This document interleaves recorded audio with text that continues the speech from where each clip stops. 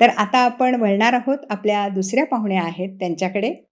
Doctor Vaishali Bharambe. नमस्कार madam. नमस्कार. आपल्या मॅडम MBBS, MD ॲनाटॉमी आणि PhD केलेलं आहे त्यांनी अवयवदान आणि देहदान या विषयामध्ये. अतिशय ही कौतुकाची गोष्ट आहे की अशा अवयवदान आणि देहदान या विषयामध्ये या झोकून देऊन काम करता आहेत.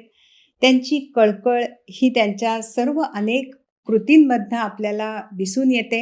या दिवाळी अंकाच्या निमित्ताने माझं डॉक्टर वैशाली भारंबे यांच्याशी खूप प्रदीर्घ असं बोलणं झालेलं आहे आणि त्यातूनच माझ्या मनात ही भावना निर्माण झाली आहे मॅडम आपल्याबद्दल.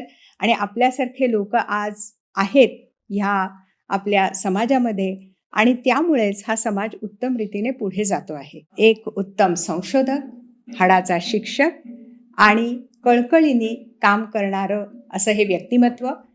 VB ॲनाटॉमी अकॅडमी ह्या यूट्यूब चॅनलच्या संस्थापक आहेत त्या.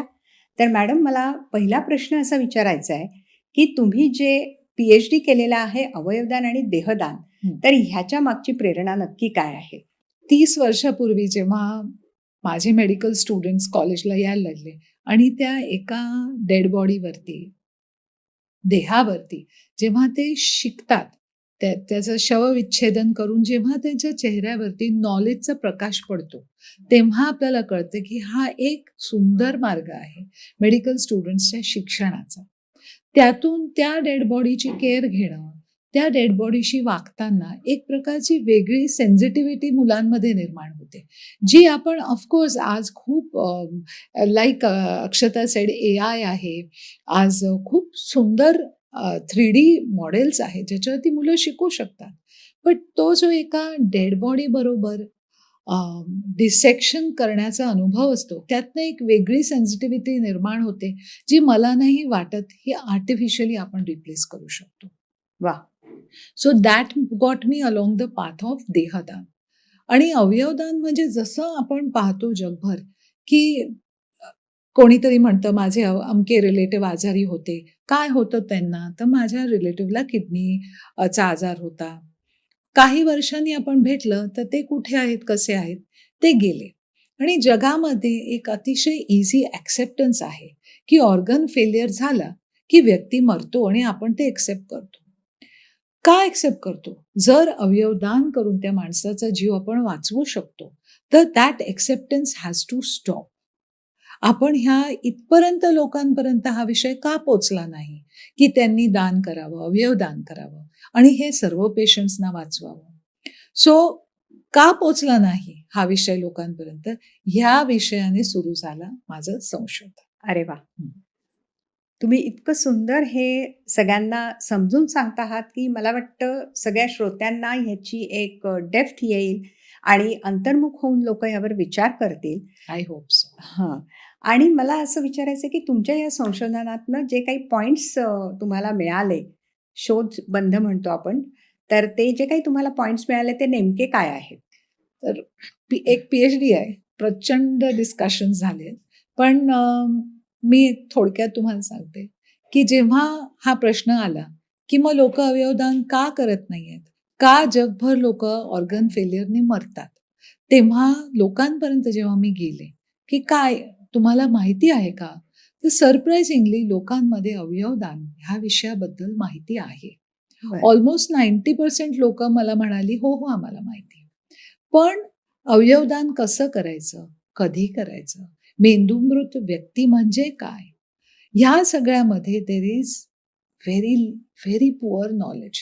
म्हणजे कॉन्सेप्ट माहिती असणं आणि प्रोसेस माहिती नसणं ही परिस्थिती आज आपल्या देशात आहे.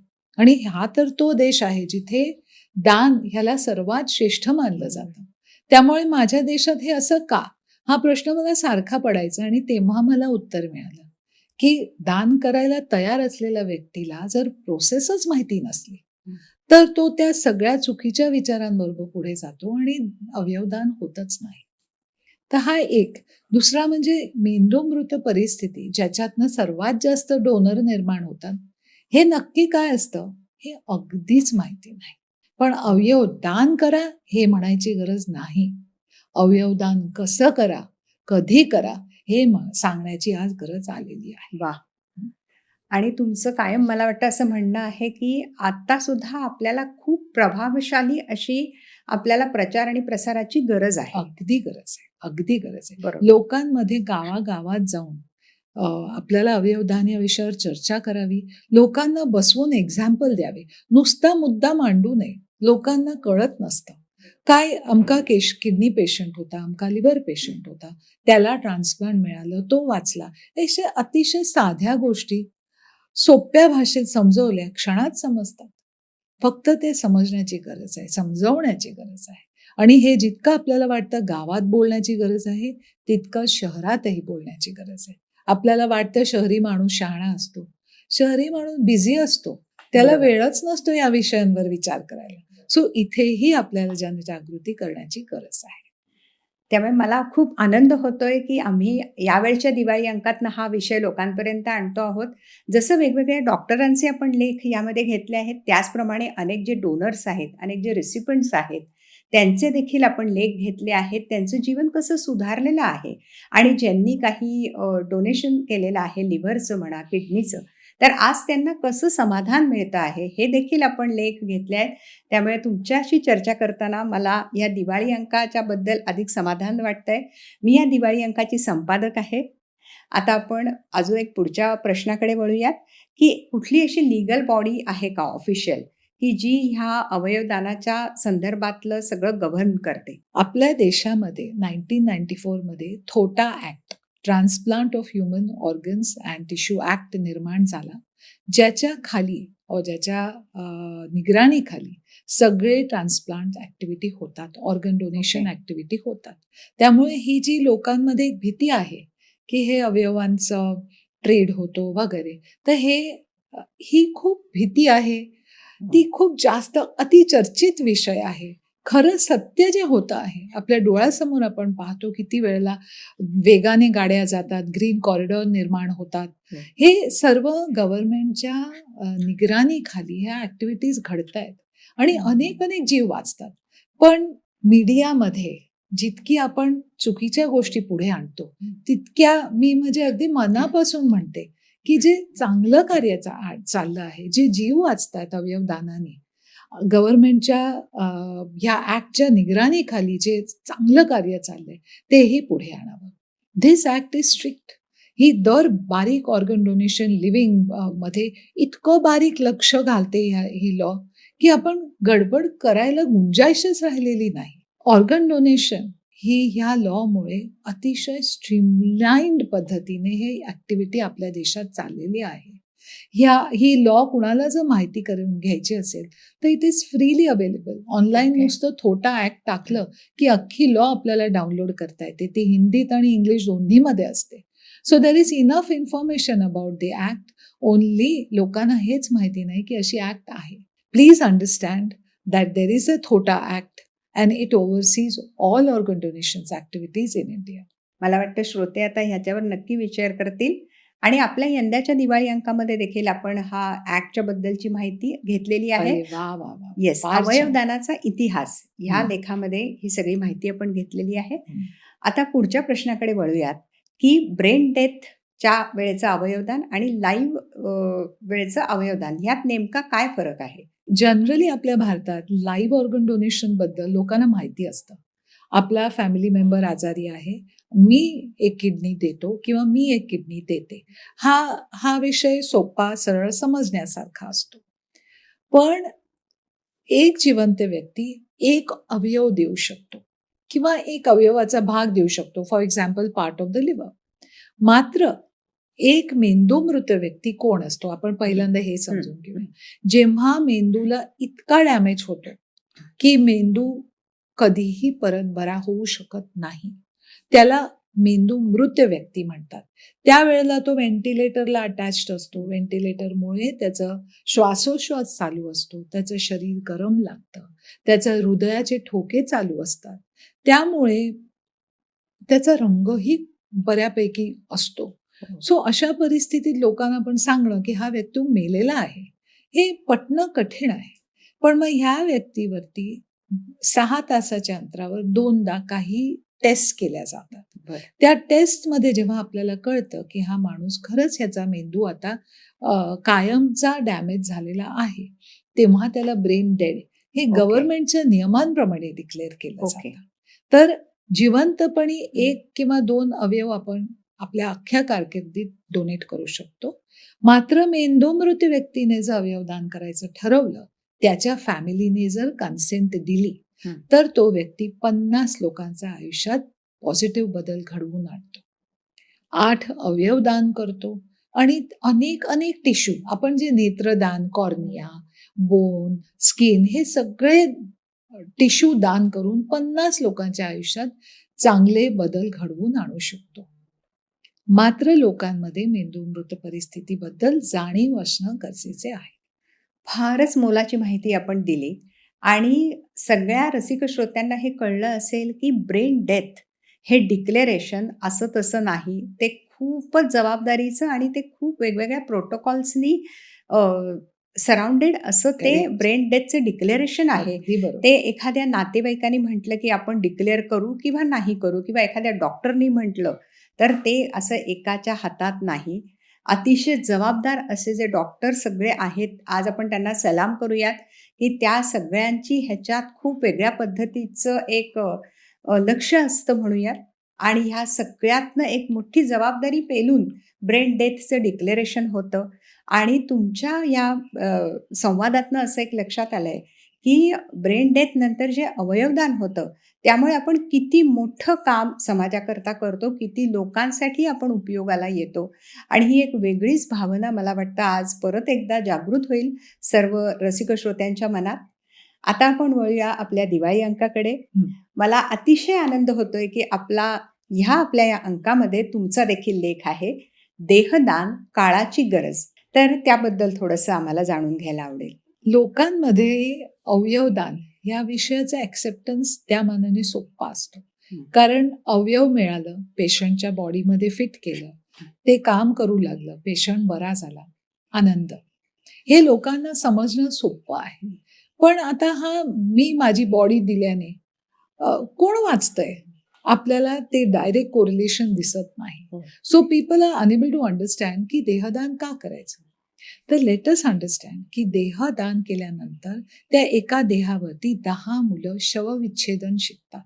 पहिल्यांदा ती बॉडी पाहिल्यावरती अनेकदा असं असतं ना, 18 वर्षाचे हे आमचे स्टुडंट्स, त्यांनी फॉर्च्युनेटली बरेचदा मृत्यू पाहिलेलाच नसतो जवळ. त्यांना डेड बॉडी हा पहिला एक अनुभव असतो. मी तुम्हाला खरं सांगते, माझी मुलं म्हणजे ही सगळी जगातली अॅनाटॉमीमध्ये आलेली मुलं सगळी माझीच असतात. हे वा. माझं थॉट प्रोसेस आहे. तर माझी मुलं जेव्हा एका देहासमोर, डेड बॉडी समोर उभी राहतात, तेव्हा ती ना एक मोठी होऊन जातात.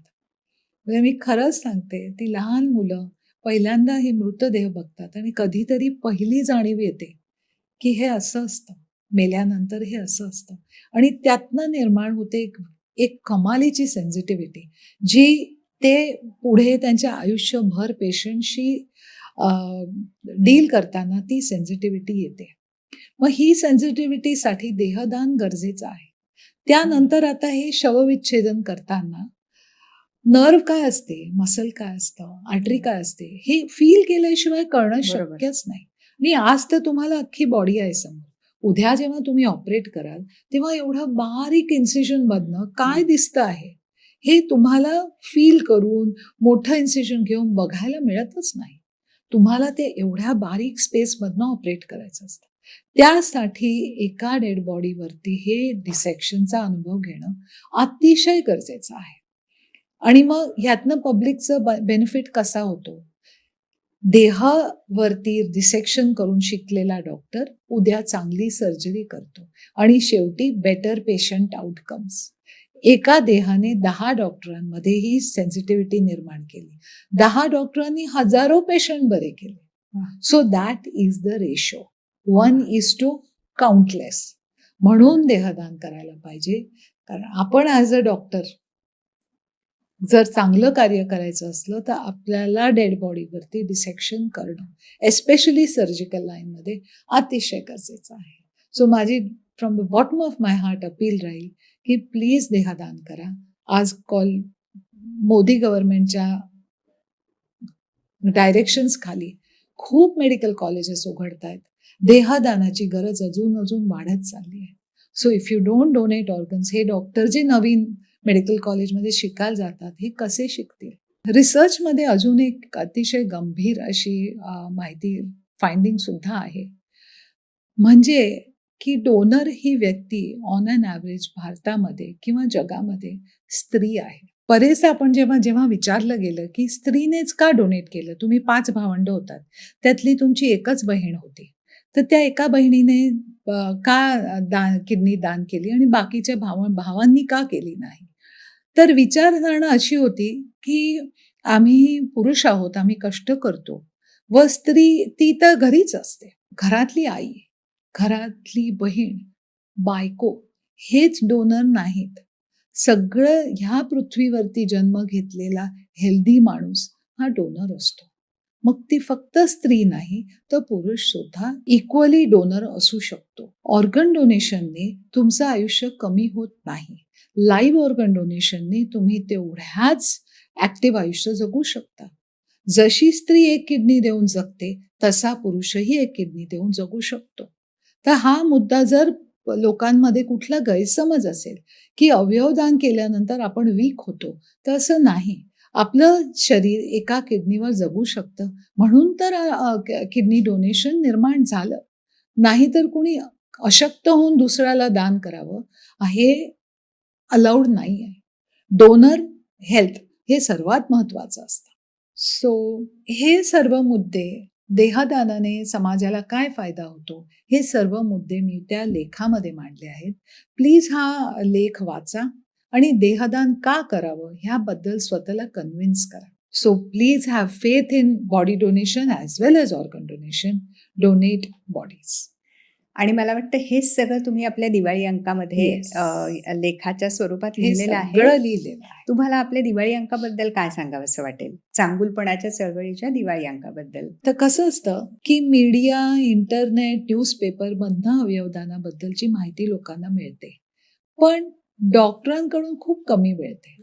डॉक्टरचं काय म्हणणं असतं, मी पेशंट बरा करणार, मी का बोलू मरणोपरांत पेशंटनी काय करावं? कारण नॅचरली डॉक्टरचा ॲटिट्यूड असतो की मी हा पेशंट बरा करेन. मग माहिती कशी पुरवायची पेशंटपर्यंत? तर दिस इज द बेस्ट वे. डॉक्टरांनीच लेख लिहिलेत, तेच डॉक्टर ह्या ॲक्टिव्हिटीमध्ये काम करतायत. सो डायरेक्टली डॉक्टर थ्रू पेशंटची चे एज्युकेशन होणार आहे. इनफॅक्ट माझं फर्म मत आहे की हे मासिक दर हॉस्पिटलमध्ये एक कलेक्टर्स आयटम म्हणून ठेवावं. पेशंटला हवं तेव्हा पेशंट जातील, वाचतील. डॉक्टर बरेचदा खूप बिझी असतात, सगळे डिटेल नाही समजवू शकत. मासिक आहे, बसा, वाचा आणि समजून घ्या. त्यानंतर तुम्हाला काय करायचं ते पेशंटनी ठरवावं. पण एवढं रेडीमेड नॉलेज जर मिळतं आहे तर माझ्या मते हे दर हॉस्पिटलने कलेक्टर आयटम म्हणून ठेवून द्यावं स्वतःकडे. खूप चांगलं तुम्ही आपल्या या दिवाळी अंकाबद्दल बोलता आहात